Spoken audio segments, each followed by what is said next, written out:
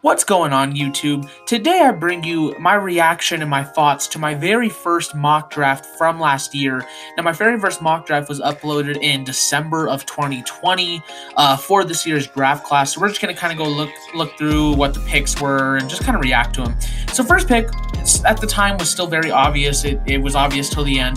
Trevor Lawrence, obviously ended up being the easy pick. One of the best prospects that we've had in a long time, and that pick was a pretty easy one to make. With the second pick, though, that is definitely where it starts to vary a bit. Penei Sewell would not end up going until the 7th pick to the Lions. At the time, I was kind of on the train of keep Sam Darnold, build around him rather than just move on, and I still think I would rather do that. I don't think it's a good idea to just move on from a quarterback who does hold promise when you've not really built around them. He didn't have an offensive line. He didn't have targets to throw to. He didn't have a running back. And so I felt like, if you just drafted a guy like Zach Wilson, or at the time it was definitely Justin Fields that was more likely, it just didn't feel like, what's the point if you're just going to put them in the same situation? So at the time, Penei Sewell just made a lot more sense to me, and I think I'd still stick with a pick like that or a receiver or something along those needs. But Zach Wilson obviously did end up being a great pick for them. The third pick, Bengals ended up picking Ja'Marr Chase in real life as well, but they would do that at pick number 5. And, this pick was majorly because Penei Sewell wasn't there. Even up to the final draft, I said, if Penei Sewell's not there, then yes, I would go Ja'Marr Chase. If Penei Sewell or Kyle Pitts isn't there, then I would go Ja'Marr Chase. And in this case, Penei Sewell wasn't there. In the actual draft, Penei Sewell was available, and they still took Ja'Marr Chase. And personally, I think that's a big mistake. I understand why they like Ja'Marr Chase. Obviously, the LSU connection with him and Joe Burrow, and he is going to be a great receiver in the NFL. It's just Ja'Marr Chase is a great receiver, but I don't ever think he's going to be like a greatest of all time player. Penei Sewell, on the other hand, has the potential to be the greatest offensive lineman ever. And I feel like when you pass that up and your offensive line is so bad, you have a prospect like that available to you to protect Joe Burrow, who literally just got killed. I don't get the logicking behind that. So this was the real pick, just a couple picks later, but I still think I would have gone with Penei Sewell in real life. At number 4 at the time, the Panthers had this pick, and I had them picking Micah Parsons. Micah Parsons obviously did not end up going this high. There came out a bit later about some personality issues and such. And I still think I would have really liked this pick. Honestly, this could have been a pick for them in the real draft at number 9. They did end up going J.C. Horn in the end. However, I think Micah Parsons would still be a great fit for them. I think he's a great fit on the defense. He can come off the edge pretty well or blitz the quarterback really well. He's not the best in coverage, and that's ultimately what probably knocked him down a lot from this spot. But I still do think I really would have liked this. And in hindsight, this pick probably should have been Justin Fields. At the time they were still dealing with Teddy Bridgewater. So, I would redo this pick as Justin Fields or Zach Wilson, obviously. But Zach Wilson was not that highly regarded at the time. But Micah Parsons, though, I still don't think was a bad pick. And he could have been the real pick in real life, so... At number 5, I had the Falcons taking Justin Fields, and this is where I think they should have gone in real life. I think the Falcons, as I discussed in my Julio Jones trade breakdown, I feel like they really have no direction right now. It's like the front office is split between whether they want to compete now or rebuild for the future. Taking a guy like Kyle Pitts makes it seem like you want to win now, but trading Julio Jones makes it seem like you're for the future. And I think I would have rather spent this pick on a quarterback. They get Justin Fields here with the 5th pick. He would drop down to 11 to the Bears, which I still really don't get, passing by teams like the Lions, the Broncos, the Falcons. So I still think I really like this. I think Justin Fields would have been a fantastic fit in the Falcons offense, and looking back on this, I still would have really liked this pick for Atlanta, and it could have been their real pick. The 6th pick, Jalen Waddle to the Dolphins, would end up being the actual pick at number 6 for the Dolphins. Obviously, they started off at 3, traded up down to 12, and then traded back up to 6 with the Eagles. But I got this pick and placement correct, so I feel pretty proud about that. I was kind of on the same train where I felt like Penei Sewell should have been the pick before this guy. Maybe I could have seen you considering Ja'Marr Chase before Penei Sewell, but I definitely didn't ever see anyone picking Jalen Waddle over Penei Sewell. And so again, I do like the pick. Obviously, I still thought it was a great fit, and obviously the Alabama connection with Tua and Jalen Waddle and stuff, but I still think I would have preferred Penei Sewell. In this mock draft, he wasn't available, so, I think I nailed this pick pretty well. Number 7, the Eagles.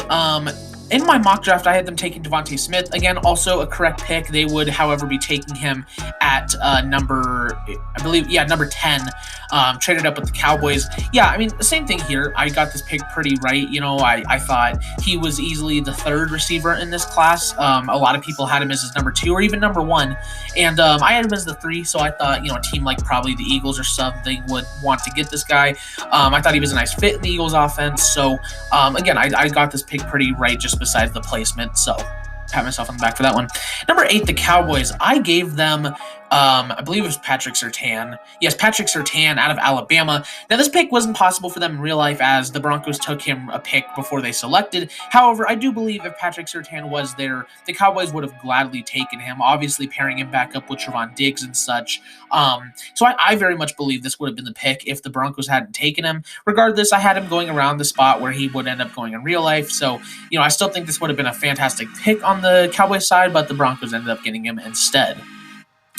At number 9, the Chargers. I had them picking Caleb Farley. Farley would start to fall down the boards pretty big because of the injury concerns and stuff. But if the injuries weren't there, I think he could have been drafted this high, maybe even higher. I still like this pick. I think he would have been a nice fit in the Chargers defense.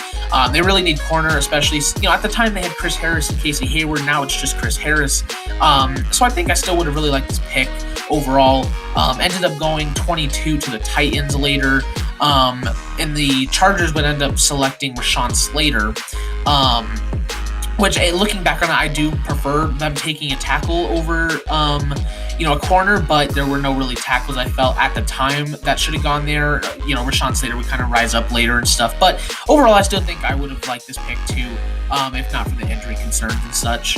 At number 10, I had the Giants taking Kyle Pitts, and I obviously he ended up going a lot higher to the Falcons, and really, at the time, I did like Kyle Pitts, but I really hadn't dug in yet to how good of a talent he was. And later on, I kind of realized, wow, this guy's actually pretty special.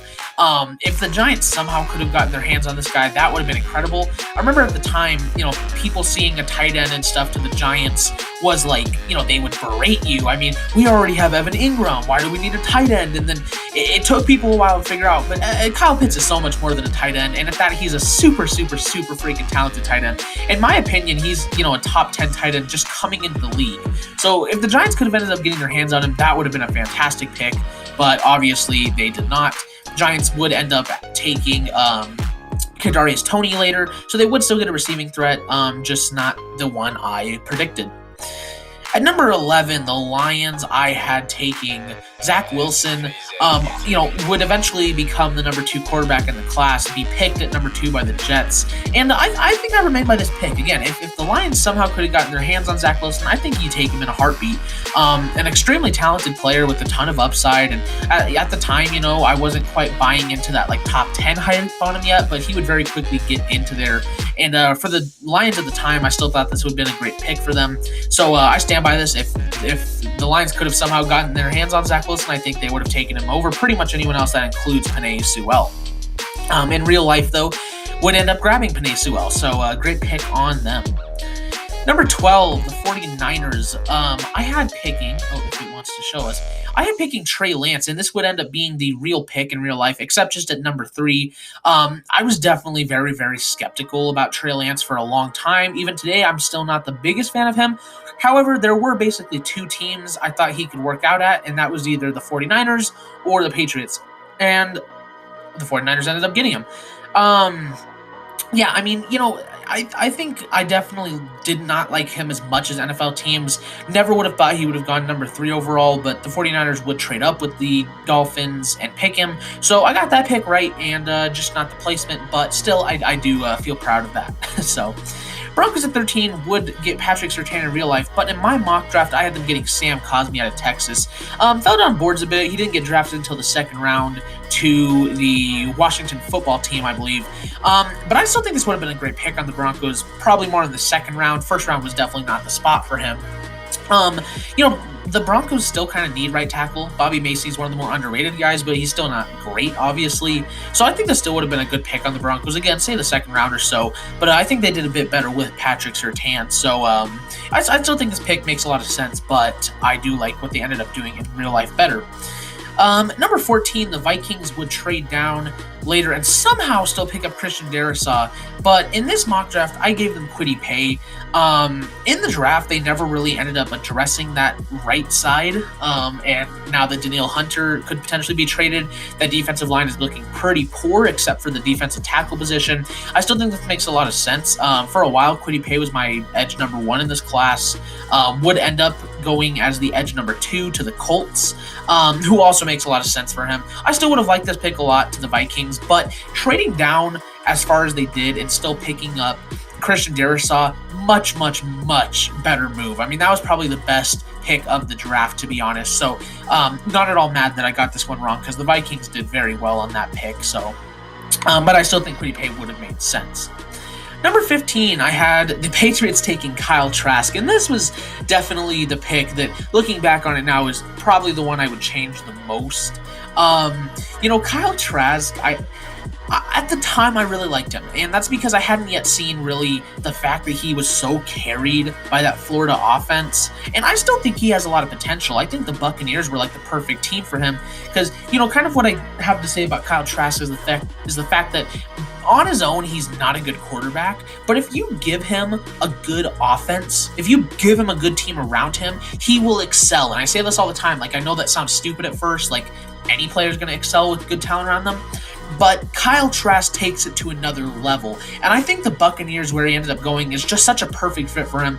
Learn under Tom Brady for a year or two, put yourself into an offense with Rob Gronkowski, Mike Evans, Chris Godwin, Scotty Miller, Antonio Brown, if he's still there, Tyler Johnson. So I think, the Buccaneers ended up being a much greater fit for him. Patriots would probably not be so much a good fit. They would end up picking Mac Jones, so I did kind of have that immobile quarterback pick right, just not the right player. But there's that. Bears would end up picking Justin Fields. In my mock draft, they got Mac Jones. I was kind of buying into the Mac Jones hype a lot earlier than other people, and I still do think he can succeed. Now, he's not been the best in training camp so far, but at the time, I was pretty I was pretty ideal on the fact that I thought they needed to move on from Mitch Trubisky. I thought Mac Jones could be that guy.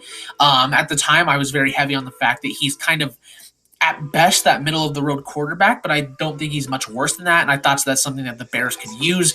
Would end up going a pick earlier to the Patriots, obviously, but, the Bears, I think they did much better by getting Justin Fields. Much more of a boomer-bust prospect, and that's kind of something to worry about, because with Mac Jones, at least you know what you're getting, and that's kind of maybe something they just needed, was a middle-of-the-road guy, but you know what you're getting. Justin Fields could explode and bring that team to the next level, but he could also he could also bust pretty easily. So I think I liked what they did a lot better in the real draft. Trading up and getting him was a great move by Ryan Pace. So I was kind of in the right ballpark, but I do like what they ended up doing in real life better.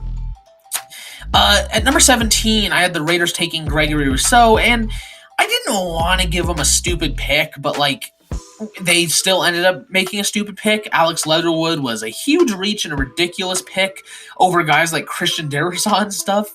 Gregory Rousseau made sense to me at the time. They didn't have Yannick Ngakoue yet, so their pass rush was definitely suffering. I did like the boomer bust ability on Greg Rousseau. I mean, obviously he has a super high floor, but I was also much lower on him than a lot of people at first. I got to a point where I didn't even have him in the first round, and he almost slipped to the second round, but I was kind of lower on him than mostly everyone else to start off with, so I feel kind of proud that I was kind of on that train earlier. And I still think this would have been a nice pick for the Raiders, but we knew they were going to make a stupid pick regardless. I just didn't want to do that. I'm just going to start giving the Raiders and the Seahawks stupid picks from now on, because that's basically all they make. At 18, I gave the Ravens Joseph Osai. They would end up taking an edge rusher later with Odafe Owe. So I was in that right ballpark. Osai would end up going to the Bengals in the second round. I still do like Osai. At the time, I really loved the versatility. Being that Campbell and Wolf were getting older and they were going to lose Judon and, um, Ngakwe, Jesus, and being that their guys were older and they were losing guys, I thought that it made a lot more sense because he was so versatile. But I still do like the Odafe Oweh pick. I think he's also super versatile. So it's kind of I got the ballpark, but not the exact player. But Washington at number 19, I gave Christian Darrisaw, and he ended up falling a lot farther than I thought he was. I thought Vikings were just going to take him at 13, and then they still ended up getting him somehow at 23. And so I already discussed that, but I still think this would have been a great fit on Washington's part. They ended up picking Sam Cosmi later, so obviously they wanted to tackle. I think Christian Darrisaw could have been an amazing tackle for them. Really, they ended up going Jamin Davis. And I do like the pick. They needed a linebacker. He's super athletic and stuff. I still think I would have rather them go Christian Darrisaw, but it was still a nice pick. But I think this is what the pick should have been in real life, so I'm going to stick to that. Cardinals at 20, they would end up going Zaven Collins. I had them going with J.C. Horn, who would end up going much earlier to number 9 to the Panthers, or number 8 to the Panthers. I think this would have still been a great pick if they somehow could have gotten their hands on him. Super physical corner. I think he's going to have a nice career there with the Panthers. So if the Cardinals could have gotten him, I would have loved it. Zaven Collins, I get the pick. I think I'd much rather would have taken a few other guys before him, but I get, they kind of want the Hassan Reddick replacement, and I mean, Zaven Collins pretty much is Hassan Reddick, just not as athletic. So I do get the pick. I didn't like it as much, and I would have liked a corner, especially if they could have gotten Horn somehow much better. But I would have liked this pick much better, I think. Number 21, the Dolphins. I gave them Travis Etienne out of Clemson. Looking back on it now, 21 definitely way too high for a running back. I mean, the Steelers would end up taking Najee Harris at 24, and Etienne would go 25 to the Jaguars. I still think that's a little high for them. I still do like the idea of the Dolphins taking a running back, especially Etienne. He was my number one at the time, and then it became Najee Harris. But I still do think I would have really liked this pick on their front. They ended up taking, with their second pick,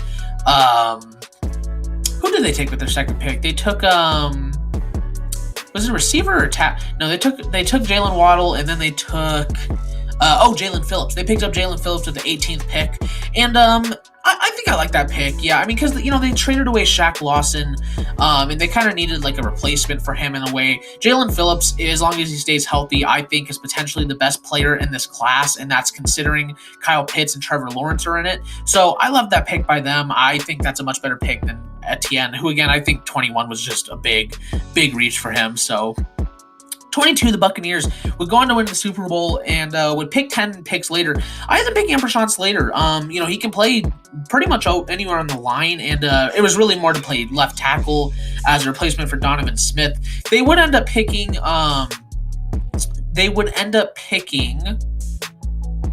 Who did they pick in real life? I'm struggling to remember right now. Joe Tryon. They would end up taking Joe Tryon, which I thought was an enormous reach. I had like a third round grade on him. So the first round was really rich for me. Obviously Rashawn Slater went a lot earlier before, especially 32, where they actually ended up picking. I still would have liked if maybe they went like that tackle route or stuff, like a Liam Eichenberg or something. So I kind of stick to this pick. I think the best tackle available probably should have been the pick, or like a corner or something. Was not the biggest fan of the Joe Tryon pick, but obviously he's probably their guy for the future after JPP leaves or retires. So I get the pick. I still would have stuck to this though. Colts at 23, they would end up picking Kwity Paye in real life, and in here I gave him Liam Eichenberg, and I kind of stick to that. Obviously they ended up getting Eric Fisher eventually, so they kind of filled that left tackle void, so they really didn't need to draft one, but I still would have liked it. But you also did eventually realize that they needed pass rush help like really freaking bad. So looking back on it, now that they've gotten Eric Fisher, I do really love the Kwity Paye pick. I think he's going to be a great pass rusher. I think he fits their scheme amazing. So, I kind of liked what they ended up doing better, but I think this still made a lot of sense at the time. And I really loved the idea of Eichenberg with the Colts. So, 24, the Browns would end up taking Greg Newsome. Instead, I gave him JOK, who they would pick up in the second round. Really did not expect the fall from JOK. There was talk for a while that he could be like a top 10 pick, and then he slipped into the second round. And I had him going at like 28 and stuff to the Saints or around there, and people were calling me crazy for having him drop that low, and that kind of ended up happening. I still think this would have been a great fit pick for them in the first round even, but getting him in the second round was also one of the better picks of the draft. I think he's a great fit. He can play that linebacker or safety position for them. So all around, I got the pick right, just not in the placement, but I still do really like what they did there. Jaguars at 25, I give him Eric Stokes, and eventually I would come around to not like Eric Stokes that much since he is a zone-only corner. And I think that I'm pretty sure the Jaguars like to run a lot more man. So looking back on it, not only is this a terrible scheme fit, but there are other corners I would have much rather taken before Eric Stokes. So looking back on it now, this is probably my least favorite pick, besides maybe one or two others. This is probably my least favorite pick of the first round that I had. They would end up taking Travis Etienne, which I still think wasn't the best pick. There's still definitely other guys I would have taken before a running back. You already had James Robinson. It was pretty much just to make Trevor Lawrence happy. So, I kind of didn't like what they did in real life, and I didn't like in this mock draft. So kind of a lose-lose situation there.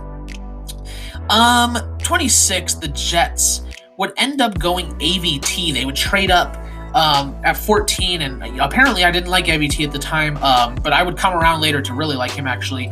And in this mock draft, they went Rashad Bateman, who would end up going 28, I believe it was, or 31 to the Ravens. I still really like the pick regardless where he went. I still think this would have been nice. They still needed a lot of receiver help, kind of still do, honestly. So I think Rashad Bateman would have been a great fit for them. I really did like him. He would start to rise on a lot of people's draft boards and then kind of fell a bit.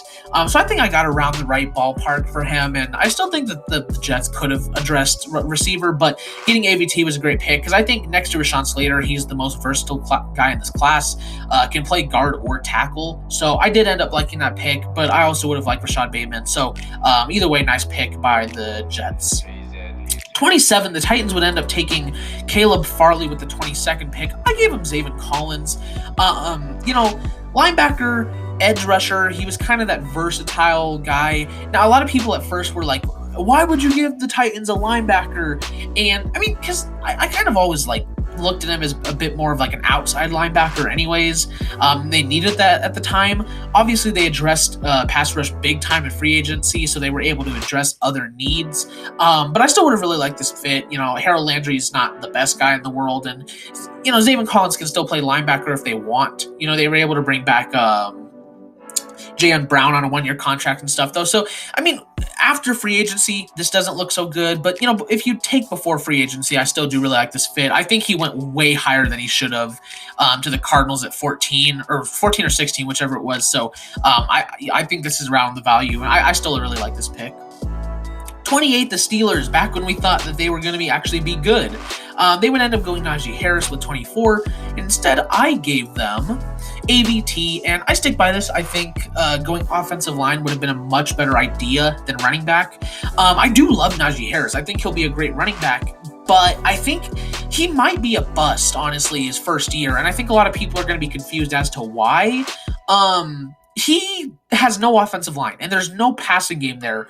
So it's kind of easy to stop a guy when you know what their main attack is going to be. I don't think Najee Harris is going to be so good that even if they know he's coming, he's still going to get past him. I was comparing him to a bit of a less vicious Derrick Henry, and I still kind of remain to that, but he's not really close to that in terms of his power and stuff. So I still would have preferred they got an offensive line, even if it couldn't have been AVT, just someone. I really thought they were going to go Tevin Jenkins by the end of the class, but Najee Harris, I understand to some degree, but I think offensive line would have been a much better pick. So 29, the Saints would end up picking 28 and would take Peyton Turner. I gave them Nick Bolton. Nick Bolton wouldn't go until I think the end of the second or the end of the third. I forgot what it was, but he would go to the Chiefs, and I like that pick by them. He's an elite run defender, but could improve other places as well. That's ultimately why he ended up falling. I still would have much preferred Nick Bolton over Peyton Turner. Peyton Turner had like a 4th, 5th round grade on him. So it was probably like one of the biggest reaches, especially of the first round. It was the biggest reach for me. Really was not a big fan of Peyton Turner. So even if Nick Bolton was a big reach, Peyton Turner was a much, much bigger reach. So while there probably are a few other guys I would take before Nick Bolton, now I'd still much rather take Nick Bolton over Peyton Turner. So they would take Pete Werner in the 2nd round, though, so I was close to that linebacker position. Bills at 30. In real life would end up going Gregory Rousseau. I gave them Wyatt Davis. They were going to lose Brian Winters, more than likely. John Feliciano was, like, okay at left guard. Or not John, Ike, whatever his name. The left guard was not good. So at the time, I was kind of like, everyone likes this Wyatt Davis guy. I don't know why, but we'll give him to him here. And then later on, people would finally start to realize Wyatt Davis was not as good as people thought. I'm an Ohio State fan, so for a while I was kind of like, why does everybody like this guy so much? Like 1st round? Like above AVT? Like, I don't get that. And I thought he was a good fit for the Bills, though. But Greg Rousseau, I think, does make a lot more sense. They kind of need that elite pass rush presence. If you can get that from Greg Rousseau, great pick on them. If not, it's worth the risk. But so I do like what they ended up doing better. But I still think I would have liked this pick. I could still see him in the 1st round, but it would have been a bit of a reach. Packers at 31. In real life would end up going Eric Stokes. Do not like that pick at all. I gave them J2 Feel. Obviously it was a big, big reach. I don't think he ended up going to like the 4th or 5th round and stuff. And at the time, like he was a good power guy, but really was not much more than that. So definitely fell down draft boards really quickly. I don't really know why he was ever that high, to be honest with you. They had already had Kenny Clark too, so I mean, I was kind of projecting he could play like that left end, right end too. But looking back on this, I also really don't like this pick, obviously, but I also really did not like the Eric Stokes pick. So, big lose-lose situation for the Packers there. And then the Chiefs. It cuts off here because I was a noob at YouTube at the time, but I would end up giving the Chiefs Darion Kendrick. And I kind of stand by that. I think corner could have been their pick. They gave the 1st rounder away to the Ravens. Their 1st pick would end up being who was the pick in the 2nd round for them? I think it was Nick Bolton was their 2nd round pick. He was either that or Creed Humphrey. Regardless, though, I still think they could upgrade at corner. I really did like Darion Kendrick and the upside on him. Obviously, then he would be excused by Clemson, got arrested. Now he's with Georgia, so we'll have to see how he does. He'll be featured on my cornerback rankings for the 2022 draft. So if you want to stay tuned for that, don't forget to leave a like, subscribe, and hit the notification bell so you never miss an upload. Overall, I think I did a pretty good job. I really liked what I gave here, especially for my first mock draft all the way back in December. Obviously, a few picks that are just kind of stupid, but regardless, if you guys did like the video, leave a like, and I will see you guys in the next video. Bye-bye.